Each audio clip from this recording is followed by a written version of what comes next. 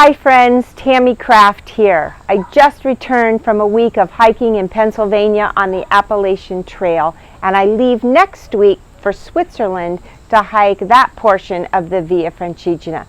And as I was putting my backpack together, I realized, there are 4 essentials that are in my backpack no matter where I go or what terrain I'm walking on. And that's what I want to share you today. I think these 4 things are essential to keeping your hike injury-free and enjoyable.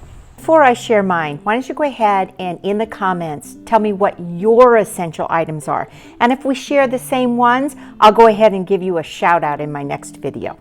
So what are those 4 essential things that I bring with me on every hike? Well, number 1, hiking poles. I find hiking poles are essential for multiple reasons. First, they really help absorb the weight from your backpack by transferring some of the load from your shoulders to your arms and hands, which reduces fatigue. And this can be especially helpful on long hikes or hikes with a lot of elevation gains. It also improves your balance. I can't tell you how many times I've been on uneven terrain and my poles have acted really as 2 extra appendages that have helped prevent falls and injuries. Hiking poles also protect your joints, especially your knees and hips. And I think those of us that are over 60 and enjoy an active lifestyle, we have to take extra care with protecting our knees and our hips. So if you're planning on going a hike, I think it's a great idea to invest in a pair of collapsible hiking poles. And please check out the link in the description. The second thing that I always will hike with are Gators, because we all know how irritating it is to get a rock in our shoe. The hassle of stopping, dropping the pack, taking their shoe off to empty it, just to have to do it over and over again. Well, Gators slip over your shoes and they prevent dirt, rocks, and debris from making it into your shoes. There's multiple brands on the market today. I particularly use Ultra brand because they're very lightweight, easy to put on and take off. However, if I'm not wearing Ultra brand shoes, I do have to attach a piece of Velcro to the back of my shoe. All right, the next thing that I find essential is a sun/rain umbrella. After being rained on during my first Camino, I've really been a proponent of rain gear. But at times it's extremely bulky, and after walking a few hours, I'm dripping wet just from the condensation of the plastic.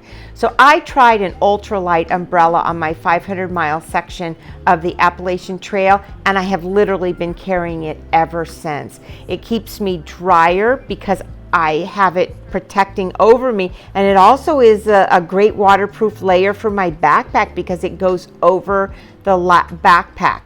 It's very lightweight. I tuck it into the side pocket and I pull it out also on those open stretches where there's no protection from the sun. I know my last walk on the Camino Portuguese, I used it nearly every day. Okay, finally, the last thing I want to talk to you about are packing cubes. I will not go on a hike without packing cubes. They keep everything organized and compact in your backpack. There's no rummaging around to find something, and at night, I take the packing cube that has my clothes in it, put a buff over it, and I use it as my pillow. So my advice is really to buy the large ones.